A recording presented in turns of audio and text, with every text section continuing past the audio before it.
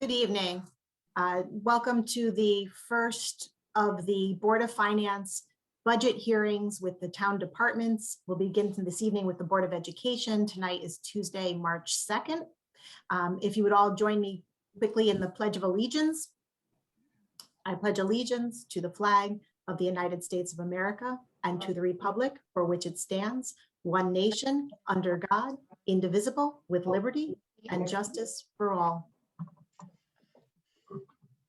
Thank you. Welcome, everyone. Just a quick note for the evening. As a reminder, there are a lot of people on the call this evening. If you would kindly remember to use your raise the hand feature and to announce yourself when you speak so that Attorney Shopik doesn't yell at me. That would be great. This evening begins the first of our department budget hearings regarding the 2021-22 municipal budget for Trumbull. The budget process is a long one. As of yesterday, the first selectman has published her recommended budget of $183,876,023, an increase in total spending of 3%. She is recommending that the Board of Education receive a total allocation of $112,296,658, which is 61% of the total budget recommended. This represents a $3,270,776 increase, or 3%, over the current year's approved budget. All other town departments make up the other 39% of her recommended increase of $1,362,282. At this time, the Board of Finance has a chance to meet with each department, beginning tonight with the Board of Education. All public hearings on the budget are conducted by Zoom and will be viewable to the public. Comment from the public will be welcomed at our two scheduled public hearings on Saturday, March 20th at 10 o'clock in the morning, and again on Tuesday, March the 23rd at 7 p.m. in the evening. Both of these public hearings will be available via Zoom. Anyone who wishes to make comment to the board can do so by sending an email to our Board of Finance clerk, Phyllis Collier. Her email address is pcollier, C-O-L-L-I-E-R, at trumbull-ct.gov. There was some confusion last year that the Board of Finance direct emails were holding back emails to our board. So we won't be using those this year. They're not in service. So please send them to pcollier@trumbull-ct.gov, or they can be sent to my personal email, which is my name, lainey@gmail.com. Just a note to all, the members of the Board of Finance are volunteers. Many hours beyond what you will see on the screen will go into our budget review. The department employees are doing their jobs, and the public has the right to be part of our process. Tonight, there are two full screens of participants here to discuss the Board of Education budget. Please bear with us, as it's often hard to manage this many people and to make sure that everyone has their questions answered. At this time, I'd like to welcome Dr. Semmel, our superintendent, and Mrs. Timpanelli, our Board of Education chairman, to begin their presentation. Excellent, thank you, Ms. McHugh, and we appreciate having the opportunity to present our budget to you tonight. As you can see, we'll be presenting from the Board of Ed meeting room this evening.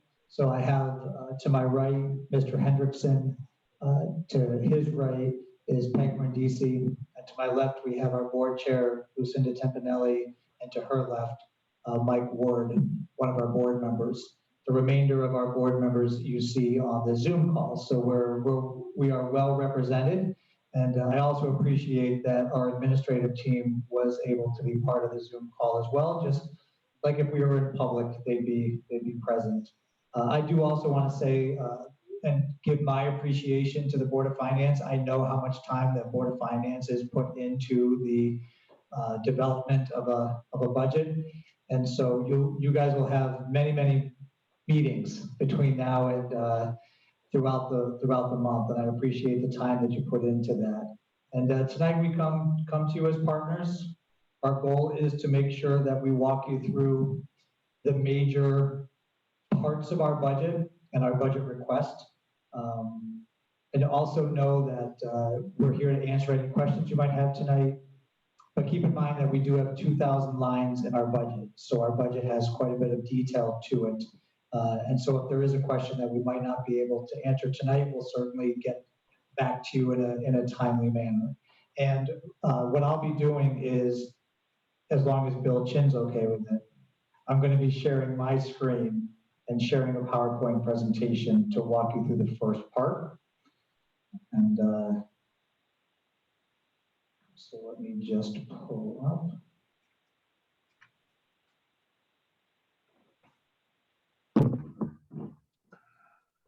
So you should, yeah, okay. So we're just going to walk you through our presentation like we would if it was not a COVID year. So just to start, I just want to share with you the major goals for the 21-22 budget. First, we want to make sure we build the Trumbull public schools, and then we also want to make sure we resolve any structural issues that are in the Board of Education. Quite a few staff members going into 2021 were lost, and we built this budget to try to slowly add these important staff members back. So that's our first goal. And then unfortunately, there were a number of structural issues that Paul and myself and even the operational review found in the Board of Ed budgeting that needed to be attended to. And we're going to identify those items in our budget building process so you can see how those impact the overall request that we made.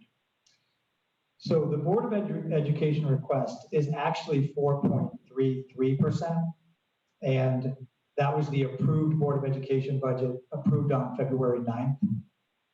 However, we did mention that we were hearing that our insurance numbers could be decreased. And so when we took the decrease in the insurance that we worked on at the end of last week, we were able to drop our request to 3.81%. But I do want to make it clear that this is not the Board of Ed approved budget. I did let them know in advance that the 3.81% is what's truly needed after the insurance numbers came in lower. So we'll have to go back to the Board of Education to approve that number, but I think there was general comfort with us coming in with this lower number.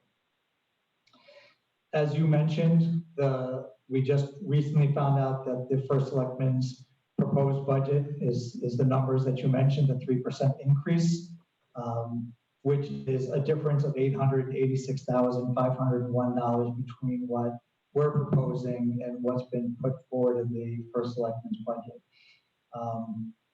We will say for sure we understand the difficulties and the challenges that the First Selectman, the Board of Finance, the Town Council, and the Board of Education have in terms of trying to make sure they put forth a financially responsible budget for the town of Trumbull that pays attention to what the taxpayers' needs are and also what the department's needs are. So we do understand that anytime there's increases to our budget, it does certainly impact the overall mill rate and taxes, and we understand that. But at the same time, we do have certain responsibilities, obligations to the state, federal organizations to make sure that we meet certain standards. And we'll talk about some of those tonight. We do think, and we're concerned that a 3% budget, although in normal years, a 3% increase would actually be seen as very favorable. So certainly I appreciate that 3% increase from that particular standpoint. But to accomplish our two major goals for the upcoming year, we do not see how that can work. And I'll walk you through a few slides to show you where most of our budget is coming from and why this is going to be, that would prove challenging. So in this next slide, and I won't go through this one too long, but you'll recognize that over 91% of our budget is salaries, benefits, and purchase services. So a lot of our budget, we don't have much control over. So there's only a small percentage of our budget that goes into the rest of our running of a school district. The primary budget drivers for this year are the items on this particular slide. So clearly benefits has been a lot of conversation this year. Our original budget, which was 3.94%, assumed more like a 4 or 5% increase to insurance. But then we were starting to hear the town received higher quotes and we're on the same insurance plan as the town. So we went back to our person and then they gave us the 8% increase. That made our budget go way up to 4.33%. But now with the new rates essentially coming out, our benefits are that $1.222 million increase. And you see that's actually the lion's share of the increase. The transportation, which I'll talk more about, the transportation increase is close to $1 million.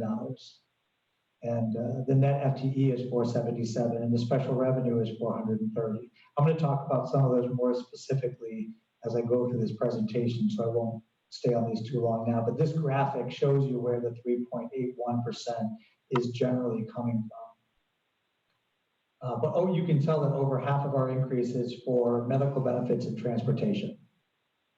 Those two alone. The next slide,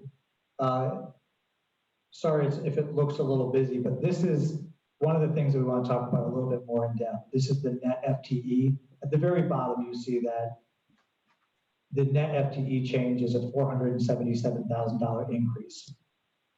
The proposed new positions are, for the most part, positions that were either cut as we went into the 2021 school year, or they represent additional unfunded mandates that we're required to provide as a school system.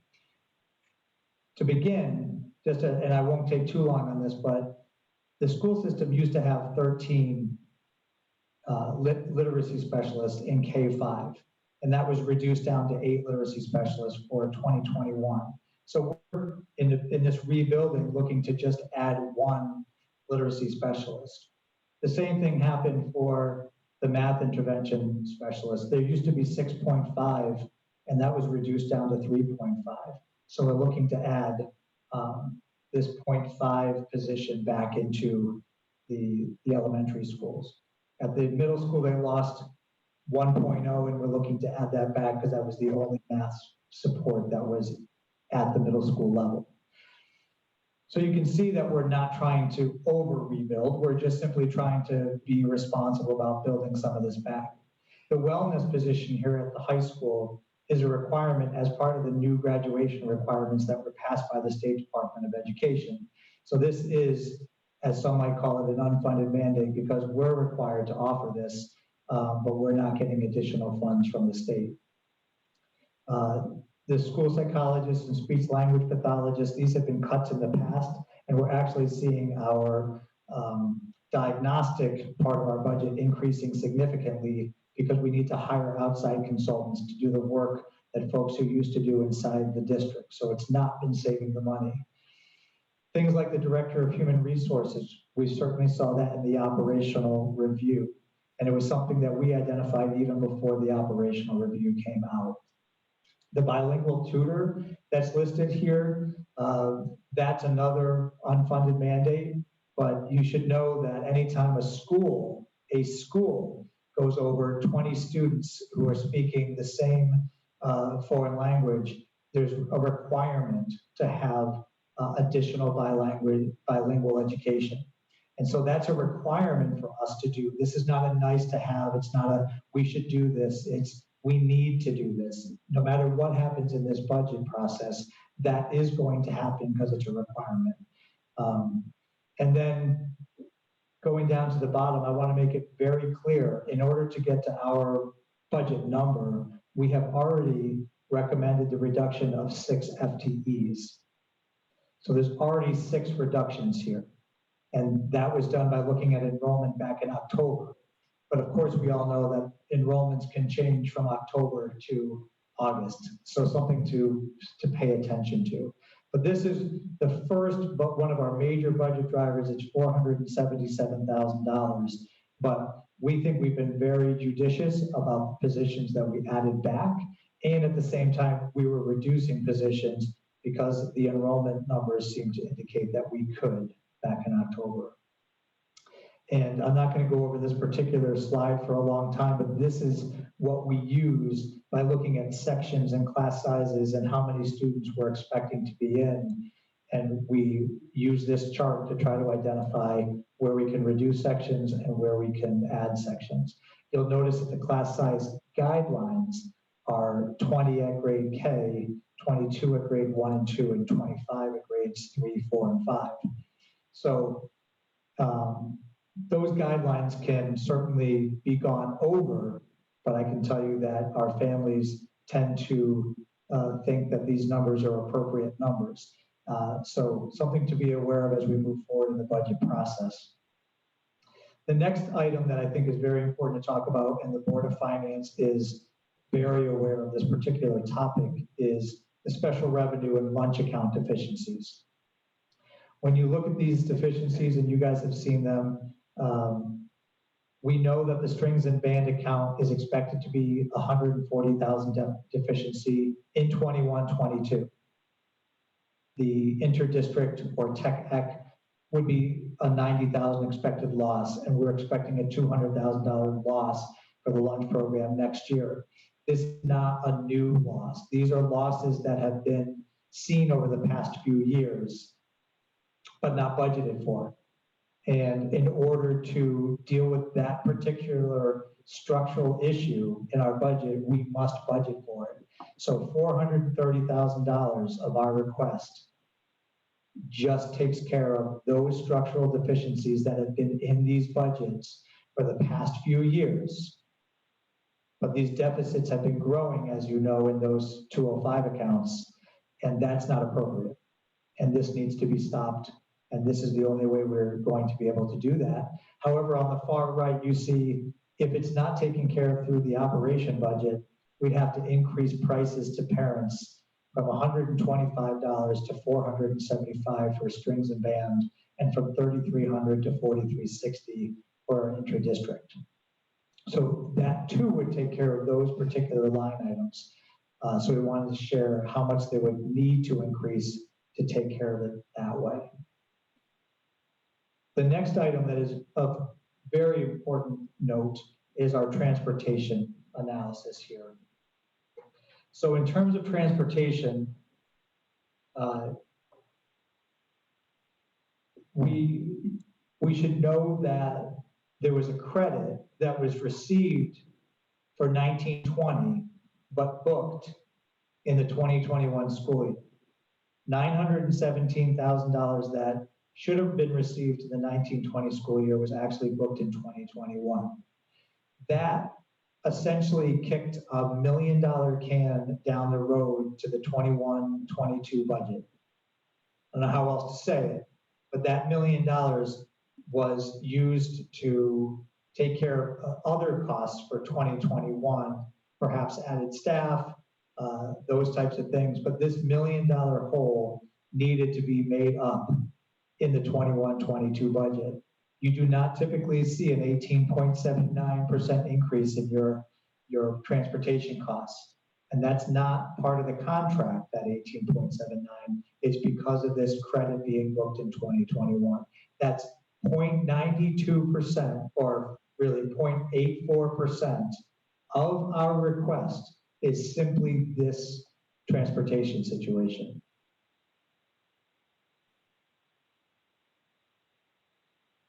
Right. If this was not an issue, this 0.84, we'd actually be at the first selectman's number of 3%. So I think that's important to note when we look at this budget. It should also be noted that that Bloom Shapiro did not comment during their evaluation of the books. And it did not actually get picked up in the operational review either, this booking of the $917,000, but is something that's clear and present and needs to be managed going into 21-22. In terms of other big rocks, you likely knew that we've been in a legal battle with Bridgeport Public Schools for the past 3 to 4 years. Essentially, we have not been paying Bridgeport, and they were not paying the Trumbull Public Schools. We were not paying them for our magnet schools, and they were not paying us for our Ag Sci program. Well, when we came in, we needed to resolve that legal battle. It was going on between not just Trumbull and Bridgeport, but 3 other towns. So we resolved that particular issue, but here's the part that cuts the Board of Ed a little bit. The magnet school tuition gets paid for from the operating budget, but the money that comes in from LOAG goes to the town. So the town is now going to start seeing revenue of $300,000 more into their revenue streams. And we're going to see $245,000 leave our budget. This is not something that the Board of Education has been budgeting for over the past 3 years, but we know about it and we need to budget for it. I would ask that at some point it be considered that be a wash, that the Ag Sci money washes the magnet school money, and that we don't lose out on this additional $245,000. But I don't control that, but I did want to make sure that you understood you'd be getting more money in your revenue this year than you've been receiving. You've been certainly getting the Ag Sci money from the other towns that participate, but not from Bridgeport. And that 300,000 is just the Bridgeport money. Okay. Looking at, just wanted to do some history. You see that Trumbull has seen some modest increases over the past most recent years. I've mentioned to the Board of Education that 16, 17, and 17, 18, those years were very lean in terms of increases. And I think the board and the administration had been trying to catch up given those significant, those were certainly outside of the normal increases that the board had been seeing. And I think that did impact and probably started to see where some of the beginnings of the breakdown in the Board of Ed budgeting occurred. I can't say that definitively, but it certainly fits the timeline. So the increases over the past 3 years have been fairly decent when you look at it as an average, and the 3% that's being recommended by First Selectman Tesoro is actually above those past 3 years for the, as an average. One thing that we want to point out is the next 2 slides actually show our comparison to our Dirt B towns, similar towns in terms of the economics. And you see where Trumbull falls compared to the average. And we know that if we were at the average of the Dirt B, you'd actually be giving us an $8.2 million budget increase if we were just at the average.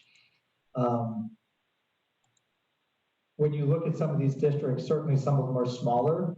And yes, there might be some efficiencies with smaller, larger districts, but some of the largest districts are at the top. When we see Greenwich at the top of this, it's probably one of the biggest districts in the state. And Fairfield is a large district as well. Glastonbury, West Hartford are large districts. So I believe that the Trumbull Public Schools have been efficient with their money. And when you look at the next slide, you see the comparison to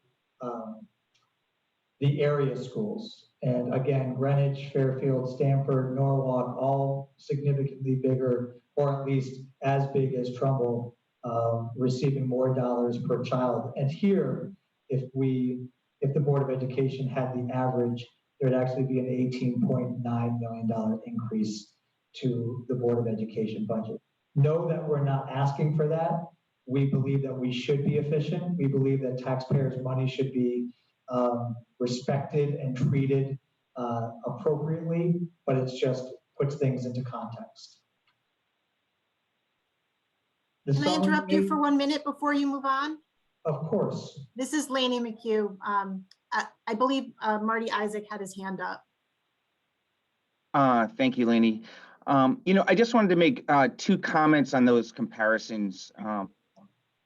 that we were talking about. One, in the prior year, when Trumbull gave that 2.74% increase, I just want to note that increase was larger than almost every surrounding school district here in Fairfield County. Nobody came, there were very few schools that came close to that 2.74%. And in addition to that, as memory serves, because of the work of Vinny and many others here, we were also able to free up cash flow of approximately $500,000 because of that bond refinancing, which effectively gave an increase of 3.24%. So I just want to note, number one, that last year was an extraordinary year. We were able to give more than almost every other district, number one. And then number two, the per pupil expenditures are very interesting. I took a hard look at that data.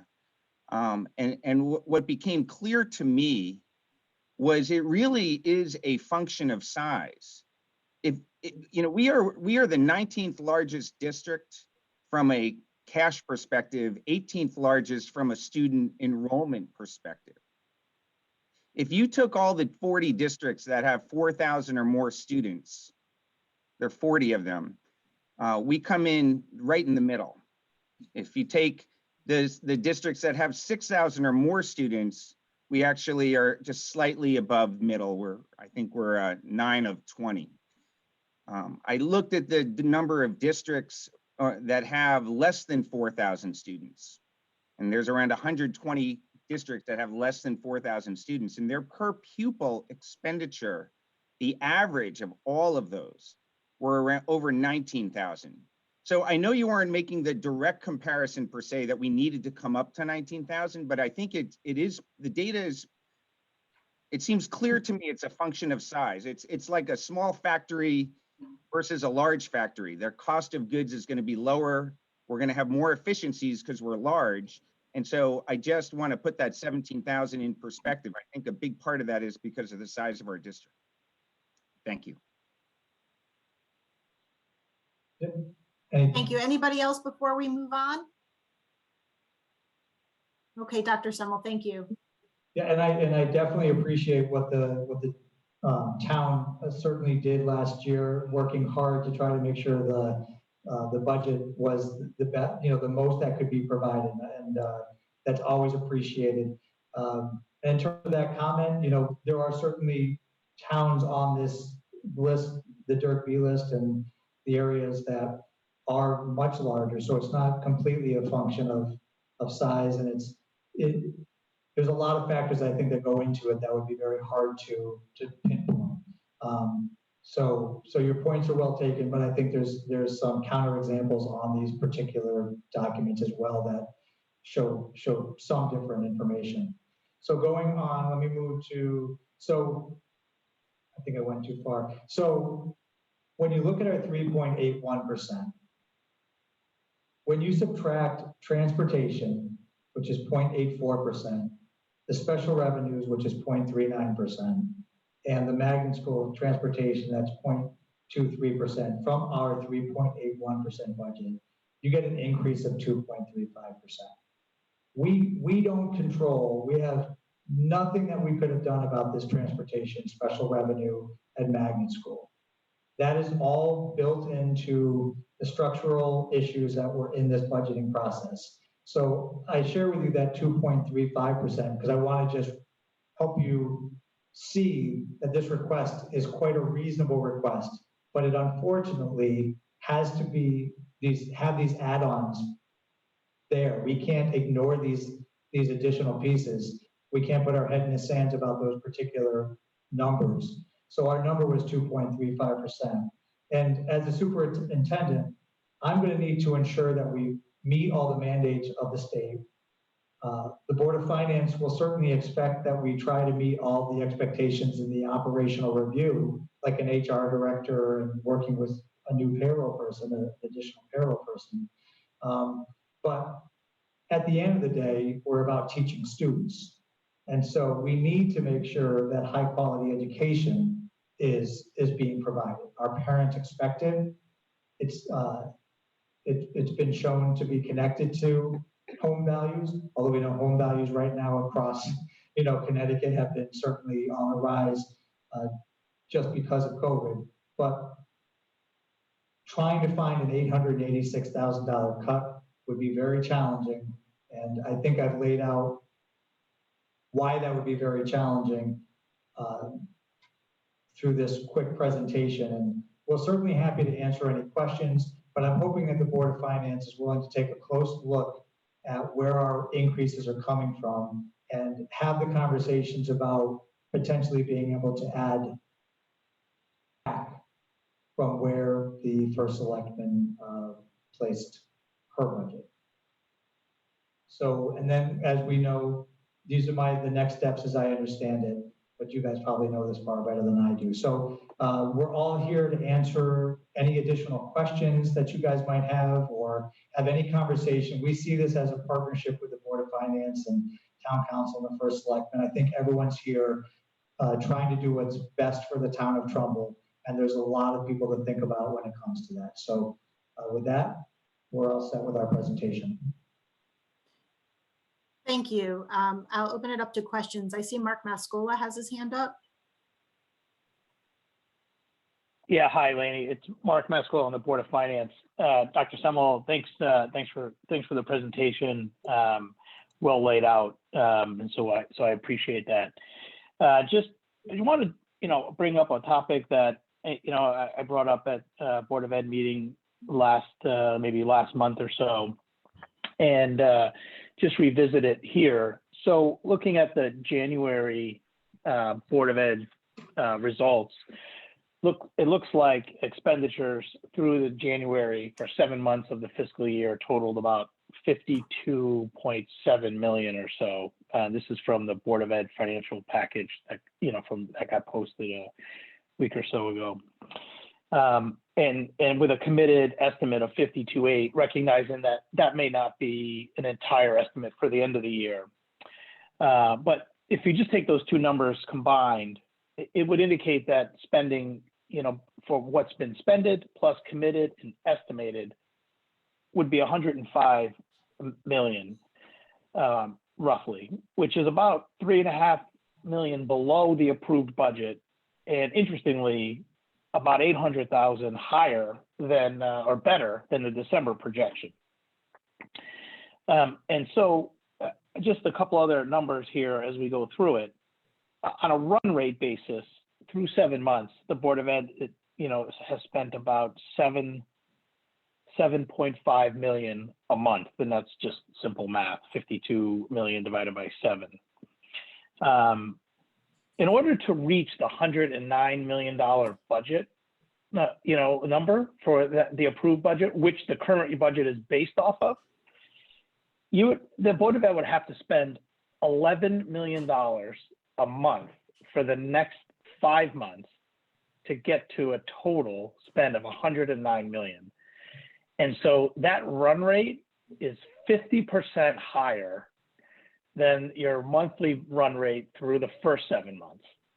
And so my question that I asked before, and that I'll ask again, is, in order to really understand the budget for 21-22, I think it's important to understand where we think what the current projection is for the 2021 school year, so that we can evaluate whether the budget that's put forward is reasonable in light of that. And based on where we are through 7 months, it seems like we're not spending anywhere near, or on pace to spend anywhere near the 109 million that we had approved last year. And so I'd like to just revisit that and understand if we can really get a good projection on where we're going to end up for this year based on the first 7 months of the year.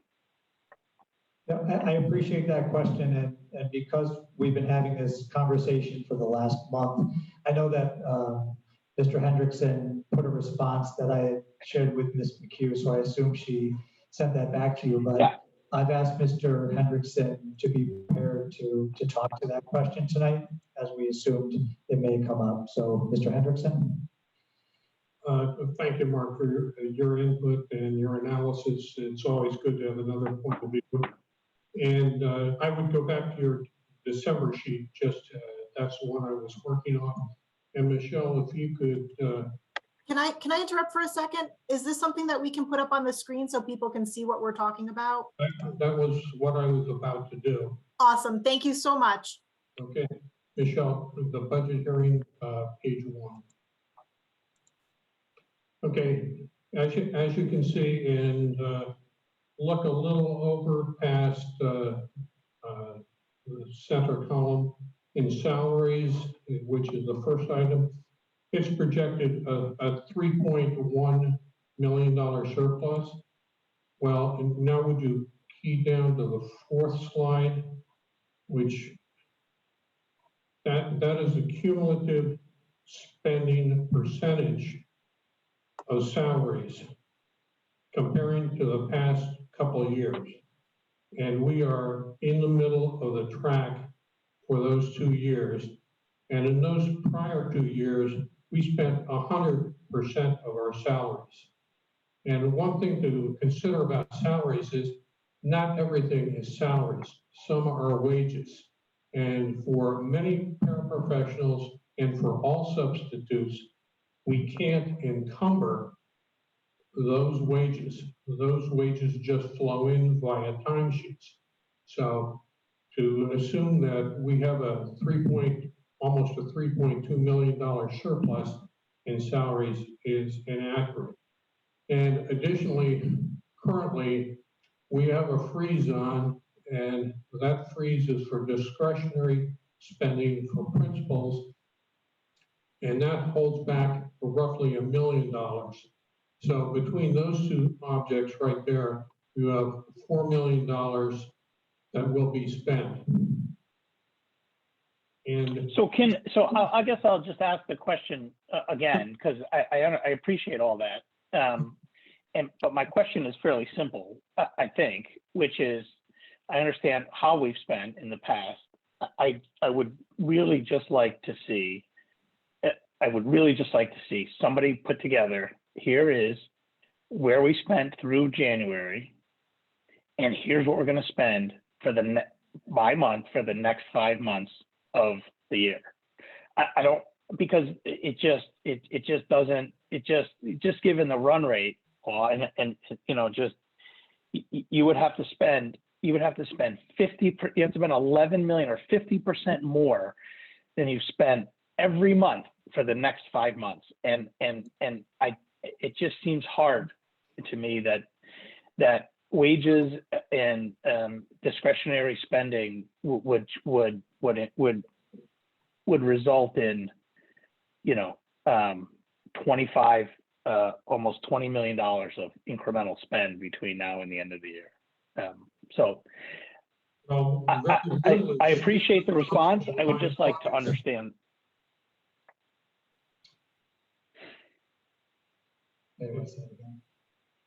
Put on the, go back 1 slide.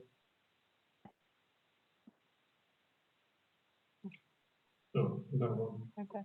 That's a total spend over the past, including this year through January, the spending rate per month. As you can see, it's not a flat run rate month to month, especially in July and August. So it does ramp up in the second half of the year.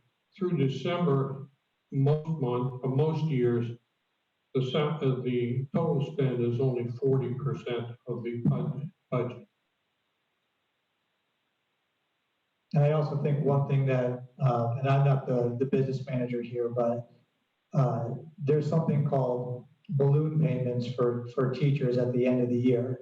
And those are, teachers can take their salary over a different number of payments, either I think it's 22 or 21, 26. So those who take it over 26, their salaries are coming out at a pretty, steady rate. But those who take it out at 21, they get that balloon check at the end of the year, which is why you see this curve. I believe a part of the reason why that curve goes up is because you have a lot of staff members who take that balloon check. So they get there's a lot of money that's going to go out in June because those teachers are relying on, they had kind of like a saving, But those, or savings, if you will. wouldn't those salaries be encumbered at this point? And that'll be my last question. I mean, I don't want to spend the time going through it. A lot of people have questions, I'm sure. But so maybe we can, maybe I'll put my questions and send them to Lainey, and she can move them over. But fundamentally, I think this is information that we should know, and it would just be helpful to make sure that we're on track and where we think we'll end up at the end of the year. Thanks. Okay, one more comment. We could end up with this, we have to end up with a surplus at the end of the year, whether that's $1 or $1 million. But looking at the 21-22 budget and doing the salaries, Ms. Brindisi and I went through person by person with the payroll department and moved those people up if their contract allowed to the next step and calculated those salaries. We then took the existing population, applied the increase to healthcare benefits, and then I looked at transportation and took the contractual increases, and we adjusted the special ed to the existing population, and that in total accounts for 87% of the 21-22 proposed budget.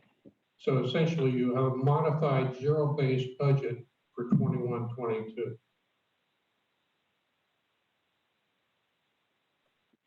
Okay. Thank you. Hi, thank you. I have two people with hands raised. I'm going to go to Michael Barker and then Tony Sinto. Thank you very much, Madam Chair. Michael Barker, Board of Finance. I wondered if someone could speak first to, I have just a few questions, to this net FTE number.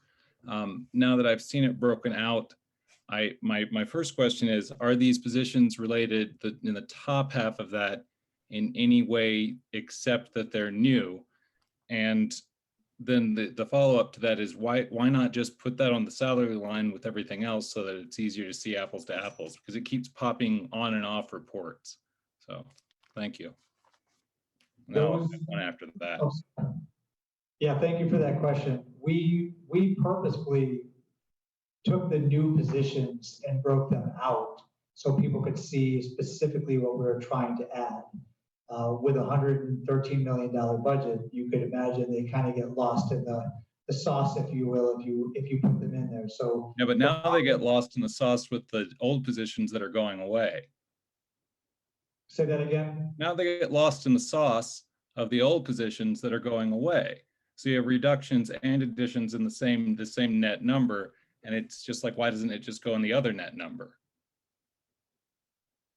Well, it's a transparency issue. We could do it both ways. But this Well, way, it's less transparent the way you've got it now. I don't agree. This is spelling out exactly what positions are being put forward and which are being taken away. They would be buried if I put them in one line item for a school or a function. We can do it another way and put it your way so you can look at it both ways. This spells out both the additions and the subtractions from the FTE. Well, it's not my way. It's just the way it's been done in the past. It makes it very hard to see year over year what the change is. And it looks like it's being pulled out so that you don't look at it when you're looking at the other salaries. I wondered if you could acknowledge the letter that was sent to the Board of Education and to TPS from the Board of Finance, and what follow-up is occurring on that front. We received the chairman of the Board of Ed and the superintendent received the letter. It was discussed at the Finance Committee, and a response is being drafted. Do you intend to submit that memo with a follow-up to this budget request?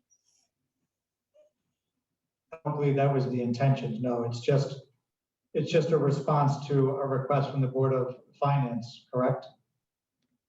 Yes, some acknowledgement of that with this request of submitted to us this evening was hoped for, But since we don't have it this evening, I was wondering when that acknowledgement would come. I can see why you might want to link the two, but we didn't see them as linked. It was a Board of Finance request. The Finance Committee just looked at it on Thursday of last week. They wanted to take a look at it as it related to the way we've already started responding to the operational review.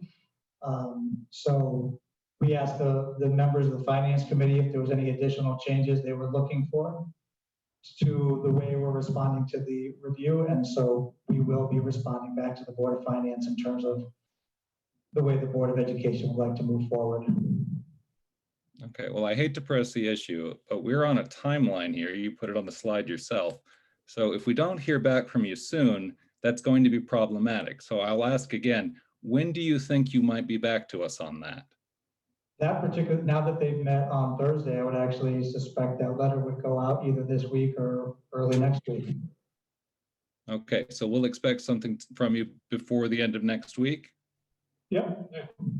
Wonderful, thank you. Okay, Tony Sinto. Hi, thanks, Laney.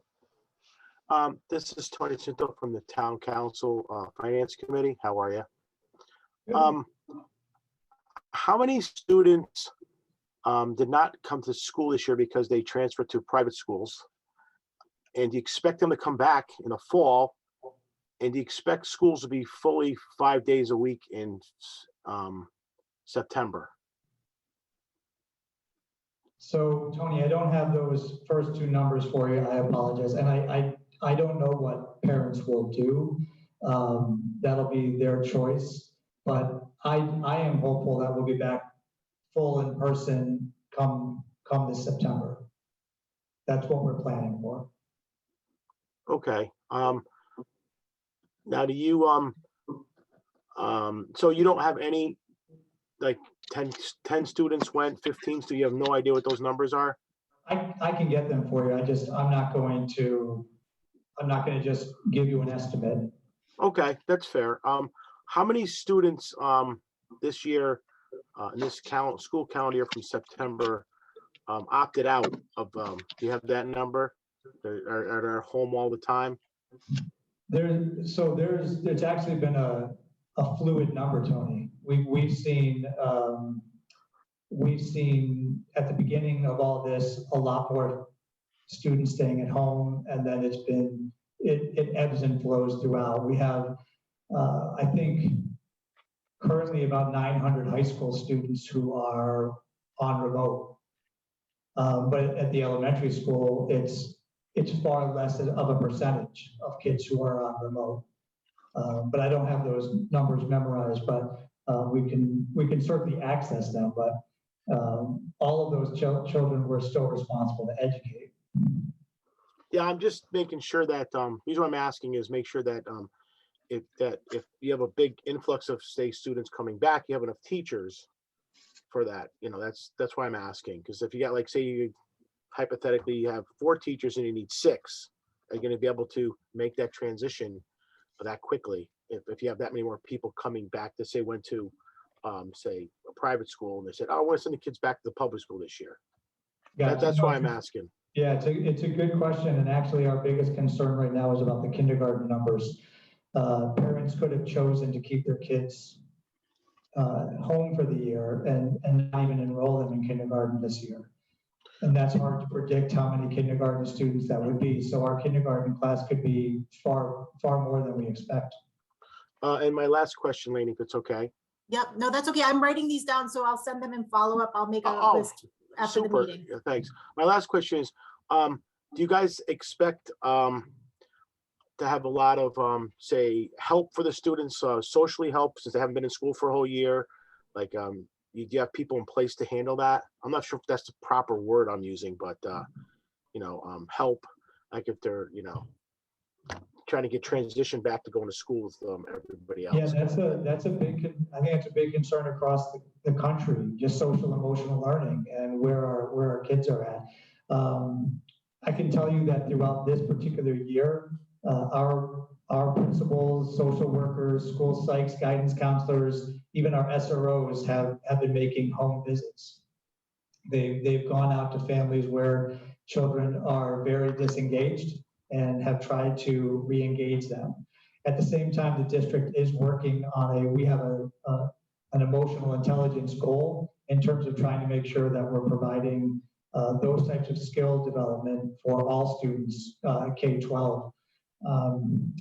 Part of one thing that will be afforded to the district is the most recent grant funding is the ESSER 2 grants, and that's money that's been afforded to Trumbull. We've been given $700,000 for essentially trying to catch kids up. And it's not just catching them up academically, but catching them up socially, like you mentioned. Now, I've been using this comparison. Trumbull received $700,000. Bridgeport received $40 million to do that work. And certainly, there's likely more need in Bridgeport, but that's a stark comparison between Trumbull and Bridgeport. So we don't have a lot of money to do this work, but it is definitely a concern. We are doing a lot of conversations about how we're going to make sure we do just what you suggested.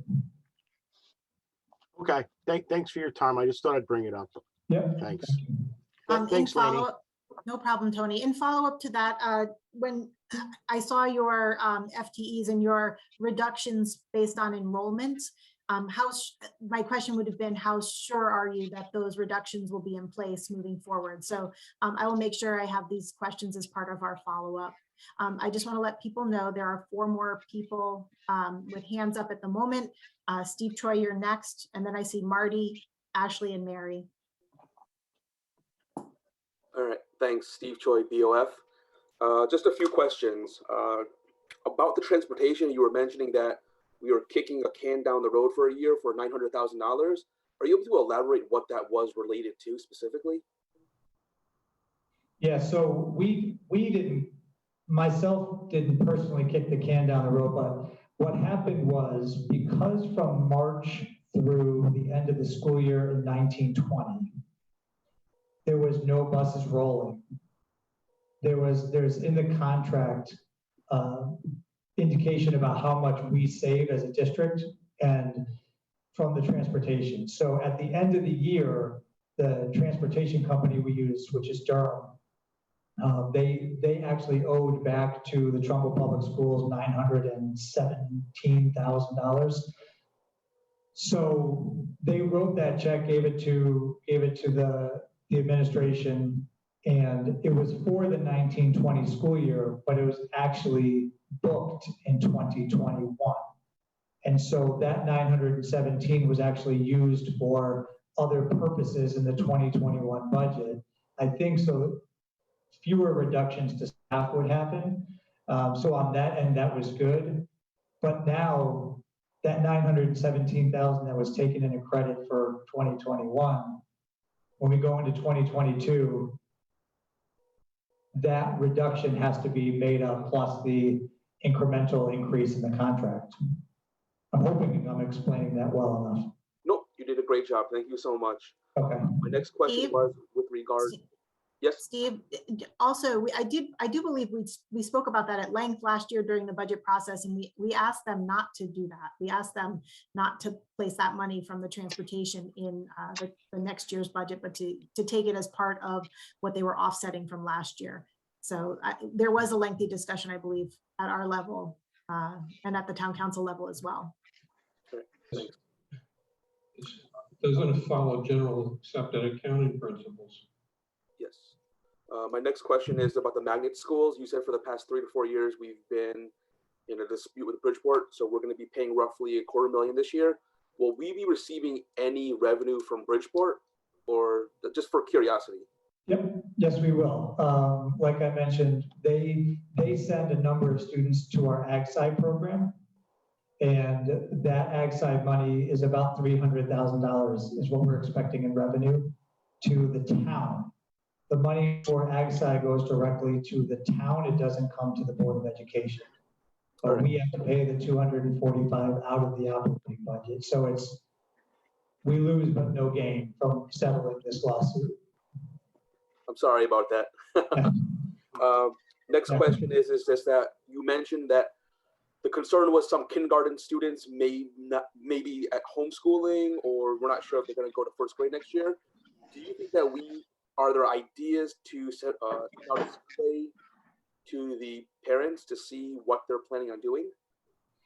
Just to kind of Yeah, we're doing that right now. We actually have we've developed an online registration process, and we're trying to reach out to our parents right now, trying to find out what they're going to do so we can get a better handle on the kindergarten numbers.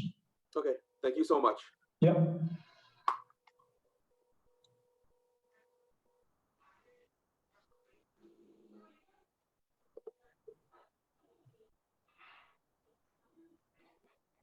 I'm all done. I'm sorry, I have puppies running. Marty, you're next, please. Great. Thank you. Good evening, everyone. I just have a number of questions. First, just an observation. I would like to thank both of you for the hard work that you've done preparing this budget. I know it must have been extremely challenging coming into this situation, and just very appreciative of all the hard work you're doing and the information that you're sharing and being transparent. I appreciate all of that. So I do have a number of questions. This is complex and I'm trying to understand it a little bit more. I typically start with one statement before I do that. I just want to make this one point. You know, we're at looking to go to $113 million. I've been here for 4 years, and that is a significant increase over the 4 years. I just want to point out to the people listening that if we continue to grow this budget at 4% per year, in 5 years from now, we're going to be at $137 million. In 10 years from now, we're going to be at $167 million. I've been saying this consistent message since I've got here. I don't have the answer, but I do know that we can't continue to grow at 4% a year. And each year I'm here, and I know this was a different set of people when I was here, but each time I have this discussion, it's like, well, this year is kind of special. We have to make up for past issues and we got to keep doing this. But all I know is we just keep having these high numbers and it's challenging. But I'm going to get to a set of questions. I'm going to go through them quickly if I can. The first one I'll start with, I'm not sure I understand. It's probably a basic math thing I'm not understanding.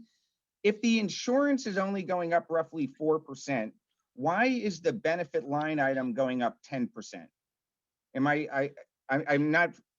sure there's something I'm obviously missing. Can you just walk me through that? The benefits, healthcare benefits went up 4% for actives, 12% for retirees. So it's required to do a blended rate. The rate went up for roughly 4.25%. But last year in the budget, the healthcare budget in total went up 5%. And that was, I checked with our insurance person, and the actual rate increase was a few points higher than 5%. So in essence, you're making up for last year. And maybe when I see the numbers more specifically, or making up for last year, I'm not sure I understand. Can you say that? Maybe I need you to walk me through that one more time. So insurance for the current folks is going up 4%. And for retirees, the rate goes up 12%. Kind of the blended rate is roughly 4.25%. The rate, those are the rate increases. The rate increase last year in the budget was assumed to be 5%. Yeah. I checked with my insurance person. She told me it went up a few points higher than that. So you have essentially another smaller funding cliff there to. Okay, so we're covering last year's because we under budgeted that went up higher. Why? Just help me understand, why is the retiree going up 12% and the active population 4%? Why isn't it all 4%? That's what came down from the state health plan in Hartford. Okay. They set the rates. For the town folks that are listening too, I guess I'd be curious and understand if that's true for the town as well, but that's a different conversation.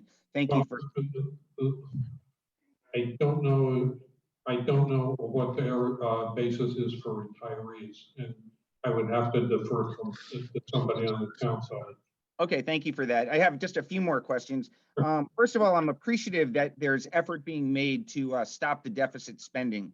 I can tell you from my perspective, one of the things that's going to be very important for me to see on the response to the note that comes back is a commitment from both the administration, but more specifically from the Board of Ed, that deficit spending will end. You know, just so you can understand from my perspective, when we are budgeting a number that we're going to give to the Board of Ed, it's important for me to understand that if we are giving, you know, for sake of argument, $110 million, that I can count on that it's 110 million and not 110,500,000 because deficit spending enabled you to take money from accounts and do that. So I'm hopeful that we're going to see that commitment on the way back out, because I'll speak for myself. I don't know how other board members feel about it, but if we don't get that commitment, I need to assume based on previous spending practices that it's possible that deficit spending creeps back in, even though you have the best intentions, which will come into factor of how much I'm going to be willing to provide to the school. So I hope we're able to receive a commitment on the way back out with regard to deficit spending. I just wanted to give a little perspective on why that issue is important to me. But speaking on, I'm appreciative that you're putting out the $430,000 to cover the current structural part of that. I think what I heard you say in a previous discussion was that does not clear the deficits that are in place. It stops increasing the deficits, but doesn't clear the deficit. Am I correct about that? That's an accurate statement. And I just want to go back to the health.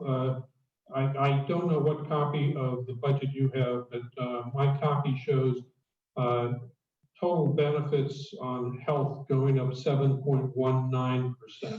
I believe you quoted a double-digit number. I did. Maybe, you know, I know there have been changes made to the budgets, and unfortunately, we did not get complete new books. We had some set of pages that changed, so it's confusing. This budget process is particularly confusing because some pages have been updated and some haven't. So perhaps that is an explanation.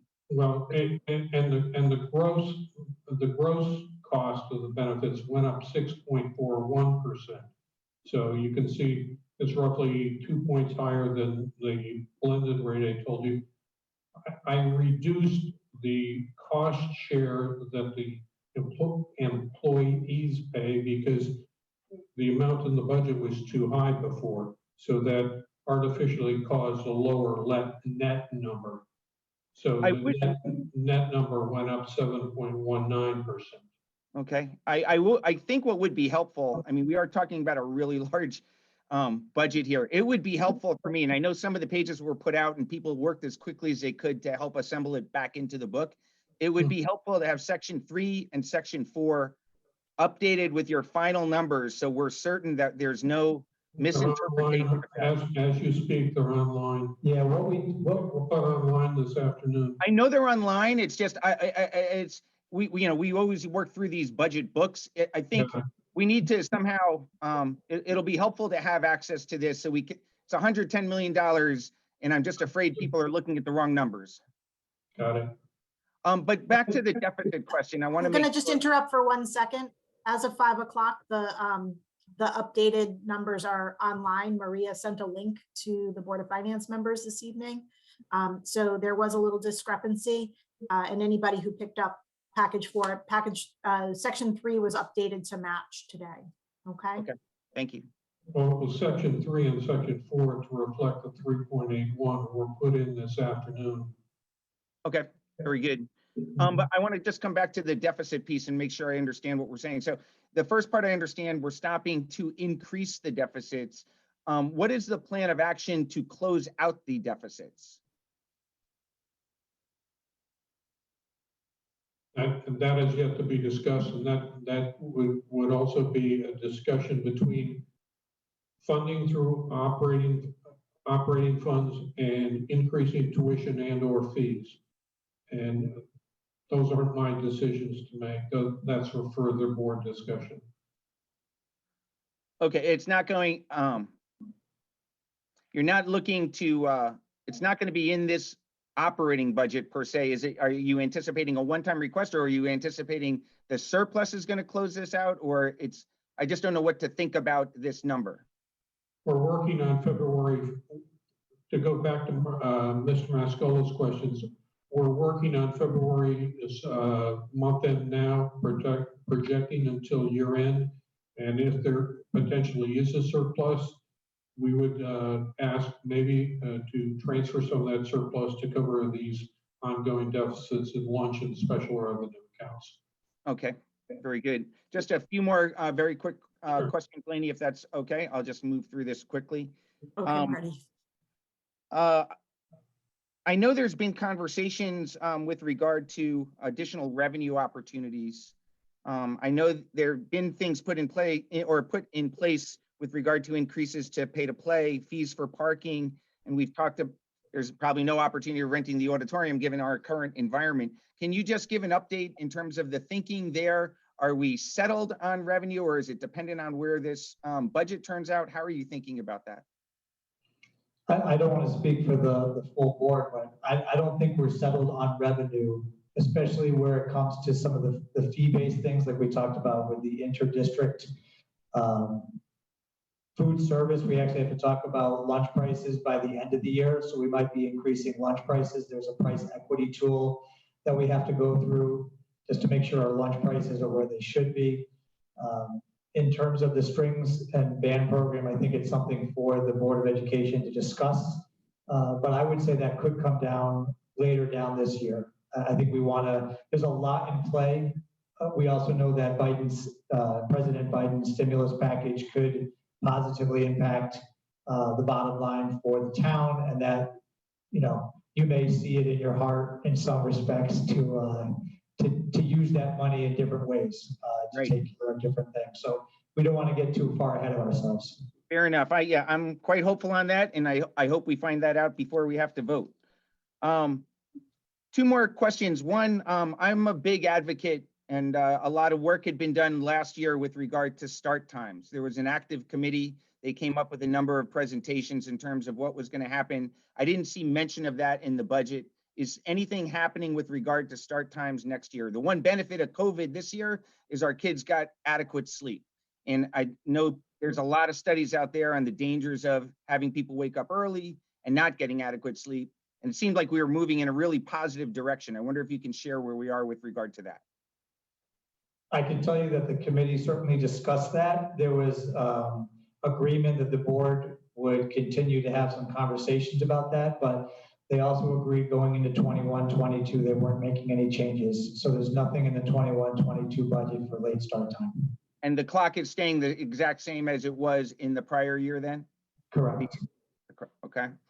And then finally, listening in on the board meeting the other night, a young woman named Sage Anarchy asked a question that I did not hear answered that I'd like to hear answered. She asked about the number of Black and brown teachers in the district. She commented that in her whole experience as she started, she never had a teacher. And I was curious that I don't know what those numbers are, and I would like to know those numbers. And are we doing anything to improve in that way to just continue to improve from a diversity aspect? Well, I'll be 100% honest and tell you that I don't know the exact number, but I can tell you that we are working on our human resource work in general. From an equity standpoint, I actually have someone in the district who's working on their capstone project, and that work is going to bring them into looking at HR in general. And I asked them to look at this equity piece. I asked them to look at how our hiring practices either encourage or dissuade. What do we do to make sure our pool of applicants is as broad as possible? So that will be part of his work as he's going through the rest of this academic year. So we do believe it's important. On top of that, we do have our Coalition for Social Justice in the Trumbull Public Schools starting up. And so we do believe that as part of that work, we'll be looking at hiring practices and, it'll be a pretty broad range look, but I can't tell you specifically what the goals will be because it won't be my only decision there, but I can believe that we'd be looking at those hiring practices as well during that work. Thank you. That's the end of my questions. Thank you. Marty, there's a whole page in my notes. Ashley Gaudiano, I saw that you had your hand up. I did, Did you have thank you. Marty took the wind right out of my sails, and I believe out of Mary's as well. So thank you, Marty. We appreciate the questions, and thank you to Dr. Semmel and Mr. Hendrickson for their work on this budget. Great, Marty, Mary, I can take you off the list. Well, actually just one add on, and yes, he did take our wind. But just, I guess, a quick question back to those deficit accounts. I don't believe I ever heard the continuing ed or summer explorations brought into the discussion. And I'm just curious if those will be looked into. I know the summer explorations, I don't know if that had anything to do with COVID related or how that worked, but those are pretty significant as well. So I just want to see if those are going to be checked into. And thank you all for being here. To answer your question about those accounts, the finance committee of the board has asked to look at a few accounts every month, more in depth, and I will be doing that this coming meeting with 2 or 3 new accounts, and specifically the ones you mentioned. Thank you. I see Mark Mascola and then Tony Sinto. Mark? Yeah, hey, Mark Mascola again, Board of Finance. Just one quick question on a more specific line item within the budget, looking at this year compared to next year. There seems to be a reserve for negotiations for about 1.4 million in this year's budget. It looks like nothing's been expended as of yet. Is there a similar amount for next year, and do you think that'll get used this coming year? There's no reserve for negotiations next year. I can speak with you in private. I'd rather not, because some of these may have to do with negotiations. The reserve for negotiations is, well, let me just right now. That's fine. Thanks, Paul. Yeah, no need to get into it. Just curious if we're going to use it, if there's one for next year as well. Thanks. Mr. Sinto? Hi, thanks, Lainey. Hey, it's Tony from the Sinto from the Town Council. I just thought of something while I was watching the rest of the folks talk. How many, do you have a list of how many teachers may be retiring this year? Or is it too early for that yet? We've received a few retirements, but we don't have a full this time. Sometimes people wait till April to do that. Or they could wait for a while if they want. Yeah, I know it's kind of early, I guess, but I just thought I'd ask. Thanks very much. Yeah. Thanks, Lainey. That was a good question, Tony. I'm looking. I don't see any other hands raised right now. I'm going to flip screens and make sure I'm not missing anybody.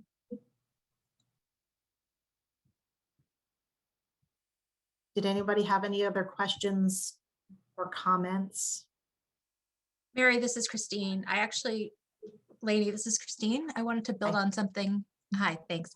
Christine Alaris, Board Finance alternate. I just wanted to build on Mary's question about summer explorations. I don't think the answer was clear. It sounded like you were going to look at accounts, but I was curious, just as a parent, if there's been decisioning made about whether something's going to get offered this summer or not. Well, that's a different question, I think, that Mary was asking, but I can tell you that I've been working with the summer explorations folks, and we actually have a pamphlet that's about 99% ready to go out. So yeah, we're getting ready to send that out to everybody. It's quite a good set of opportunities for kids. Thanks.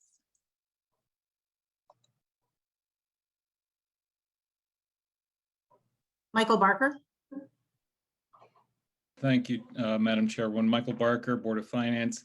It seemed like we were sort of winding down Q&A, and this is a small thing, but because I brought it up the last time that we had a call with Board of Ed, I would just request that going forward, everybody have their own mic and video capture device. It's just very hard to see y'all, very hard to feel like we're in the same meeting Today, the sound's been great, but often it's terrible. So I would just request that when we meet again, that we all do it like this. Thank you.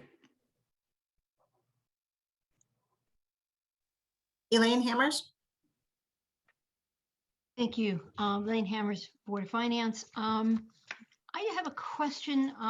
Dr. Semmel, you were mentioning that the agreement that was set between the town and Bridgeport regarding the agri-science and regarding the our children's attending other magnet schools. Will you still be paying outgoing tuition to the magnet schools, to Bridgeport? Yes, and that's the 245,000 in the presentation that I shared tonight. Right. So that's a new number from last year. Yeah, unfortunately, the number probably disappeared about 4 years ago when they started to dispute the, back and forth with each other. So the bills weren't being paid.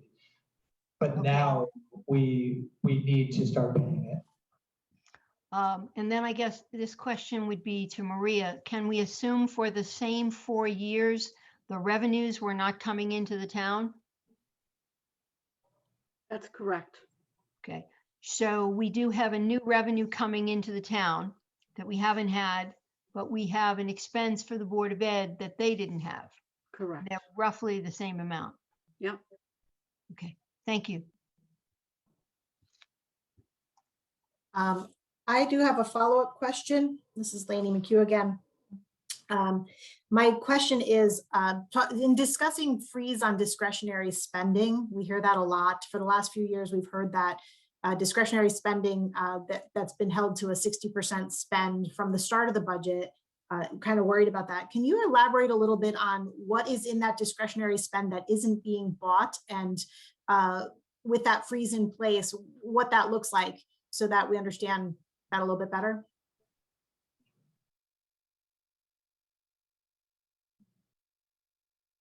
I mean, I think the best answer I can tell you is that, and I've talked to a number of principals over these past 6 months that I've been here. This is anything from, it's all like consumables. It could be supplies for the classroom. It could even be, I've heard that they haven't been able to buy a number of like desks and furnitures and things like probably classroom books for elementary classrooms. It probably runs the gamut. But principals have been so used to being basically stopped at 60%, they're kind of just used to that. We don't want to do that moving forward. Unfortunately, in this budget year, since Paul and I are so new, we didn't want to be brash and think, we should spend as close to zero as possible. We wanted to make sure we were on good footing to not overspend. And we have this food service significant deficit because of the way the funding is working for food service this year. So most of that discretionary funding that should be used into the classroom, unfortunately, will have to be likely used for food service unless we find another funding source. So the items that you would consider in that discretionary spend area, are those one-time expenditures? Some would be, some wouldn't be. I mean, if it's classroom supplies, like replacing classroom books, the books that the kids are reading, that wouldn't be a one-time expenditure. But if it could be different furniture for the classrooms or different furniture for the cafeteria, that would be one time for, you'd have them for quite a few years. In follow-up, it doesn't have to be for tonight, but in follow-up, would it be possible to get a list or a schedule that details what items would be in that discretionary spending that haven't been purchased, and what would be hoped to have been purchased if you had no worries for this current year, please? Yeah, it will be, I bet you it'll be slightly different for every principal, but we can get you something like that. Thank you. That would be helpful, I think, for people to have a little bit more tangible understanding of, what it means to have that freeze in place and what it is that they're doing without. That would be helpful. Thank you. Vinny DiGennaro? Thank you, Lainey. One of the questions that I had, Vinny DiGennaro, Board of Finance. One of the questions that I had was about the energy lines that are in the budget and the copy that we received this afternoon about 5 o'clock. There's some significant changes that I noticed. There's a couple increases. There's a decrease on the facilities line. And I know they're relative to some of the leases that we've undertaken over the past few years. Could you provide a little more color as to what's happening with all those lines and where the leases actually went?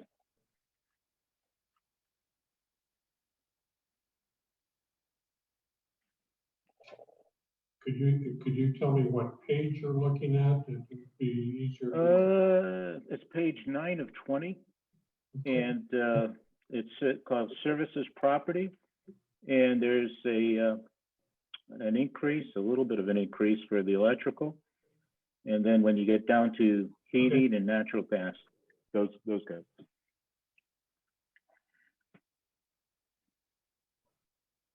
We used to report the leases for the performance improvements used to be reported there, and I'm not sure where they're reported. That is largely to do with the energy efficient lighting project. It concluded this year. It will not be there next year. But there's two projects. There's a lighting project that was undertaken over the years. The last piece of it for the high school and the Agri Center was actually implemented during the summer of last year. At least it was approved. Yes. One of the things was that there was some UI incentives that were supposed to be applied. There also was a lease program that was a funding program from UI to take the first $250,000 and apply it against an electrical bill, so they have a no interest loan, so to speak. And the net cost of the town was only about $76,000. I'd like to understand how that was all tracked, because looking at these numbers here, it's hard to tell if there's a cost going forward from that program. And that's only one piece of it. The second part of it is we did renegotiate leases with Bank of America. So consequently, I'd like to know where those are reported within the report. Within the budget, because I was looking quickly, again, getting this at 5 o'clock, I couldn't find it. So I'd just like to understand that. Okay, we have a more detailed schedule of the loans and what they were used to pay for. And I will send that to Ms. McHugh so she can circulate that to your board, so you have all the detail. And First Selectwoman Tesoro was nice enough to forward us the information on the energy efficient lighting, because we did not have it in the business office, and we made contact with UI to link up for those incentive payments, both the upfront incentive and the $250,000 interest-free loan over 3 years. Okay, so, excellent. We have not received those monies yet, but we've been in contact with the person who's responsible for it. I was going to ask you, has the vendor been paid for the lighting project? Because I think it's been completed. I believe I just signed off on the last payment because it has to be completed. Okay. Madam Chairman, if I could. Yes, Mrs. Tesoro. Thank you. This is First Selectman Tesoro. Mr. DeGennaro, if I could just direct you to the page in the budget. It's section 4. I'm not sure which copy you have, if you have, or if you're looking at the last one that was posted this afternoon. It's actually page 19 of 20. And Paul, you can chime in here anytime you want, but there's a new line that was added to the budget, the redemption of principal on loans and interest on loans. Do you see where I'm looking, Vin? Yes, I'm looking, and I see, let's see, I'm on page 19, you said, correct? Right, it's under dues, fees, and memberships. It's the first 2 lines under that category. Okay, I see it's $1,080,000. Right, and the it's very small. It's 123,000, I think, of interest. So, Paul, you can follow up if you'd like, but I believe that those monies were taken out of the energy account, the Bank of America loans that we recasted last year, and the loans for the computer equipment, which was in the classroom equipment line.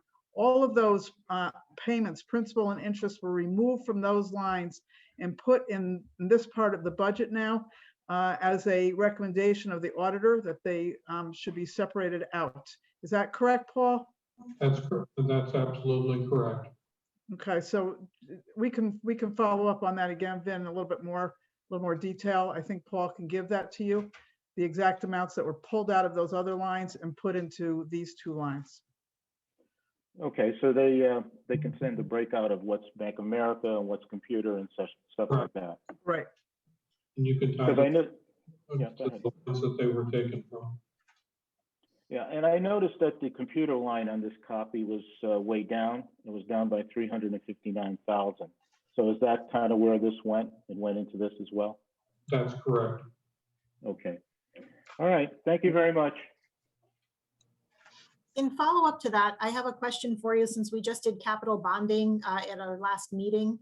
There was money for asbestos removal in the capital bonding. There's also money in, it's a very small amount in with your lease payments for asbestos. It just says asbestos. I think it's like 14,000 or something. Can you let me know what that money is? What it's for, or? Yeah, why would there be money for asbestos? We're not buying new asbestos, I'm assuming, but I'm assuming it's for more abatement, but why it would be in your operation budget if we just did capital bonding for that? Well, that's for little rips and tears and asbestos shielding on, say, hot water pipes. It isn't really a capital project. So that's more in maintenance and repair? That is correct. Okay. Yeah, I had the same question myself, and I asked John Morello, and that was the question the answer I received. Okay, thank you. I think at some point we'd like to look at the capital projects. This is outside of the operational budget, but we'd like to look at the capital projects that you've done, and we'd like to kind of figure out what was definitely completed and all that, so that we have some sort of understanding of where we are and where we need to go after that. But I think that's for a discussion after the budget's set. Okay. Anybody else?